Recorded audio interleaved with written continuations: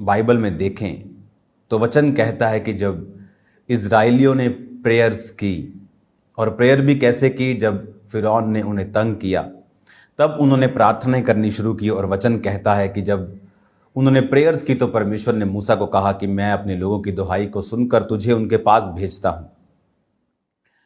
और बाइबल कहती है परमेश्वर ने मूसा और हारून को भेजा, मूसा को परमेश्वर के वचन के अनुसार और हारून को मूसा के कहने के अनुसार कि मैं अकेला नहीं जाना चाहता हूं, कि मैं मुंह का भद्दा हूं।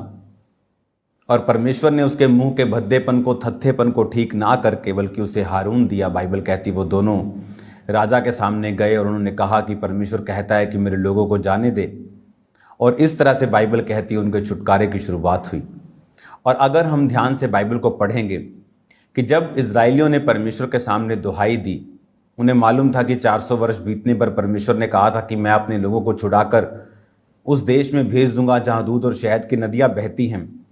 पर बाइबल कहती 430 वर्ष होने पर भी परमेश्वर ने उन्हें नहीं भेजा, क्योंकि उन्होंने उस गुलामी में, कंफर्ट जोन में चले गए और उन्होंने अपनी भविष्यवाणी के अनुसार प्रार्थना नहीं की। वचन कहता है कि अपनी भविष्यवाणी के अनुसार तू लड़ाई कर। पौलुस कहता है तीमुथियुस को जो भविष्यवाणी तेरे विषय में की गई उसके विषय में निश्चिंत मत रह, तो उसके विषय में अच्छी लड़ाई को लड़। क्योंकि भविष्यवाणी जब होती है तो शैतान भी सुनता है, और जब शैतान सुनता है तो वो उस भविष्यवाणी को लटकाने की, दूर करने की या खत्म करने की कोशिश करता है।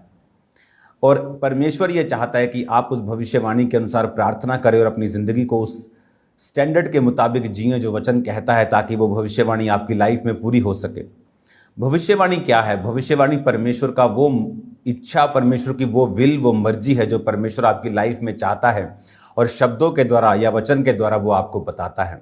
वो भविष्यवाणी इंडिविजुअल हो सकती है, किसी को, किसी नबी के द्वारा, किसी दास के द्वारा आपकी लाइफ में बोली गई हो सकती है। वो भविष्यवाणी वचन के जरिए से जो परमेश्वर ने वचन में लिखा है, जिस तरह कि तू सिर ठहरेगा पूंछ नहीं, धर्मी का वंश बचाया जाएगा, तू बच, तेरा घराना बचाया जाएगा, यहोवा के खोजी को किसी भली वस्तु की घटी नहीं होगी, मैं अपने याजकों को उत्तम दूंगा, जो मेरे पिता की सेवा करेगा मैं उसका आदर करूंगा, जो मेरी सेवा करेगा मेरा पिता उसका आदर करेगा। ऐसी भविष्यवाणी जो वचन से लिखी हुई हैं वो भी आपके जीवन में लागू होती हैं।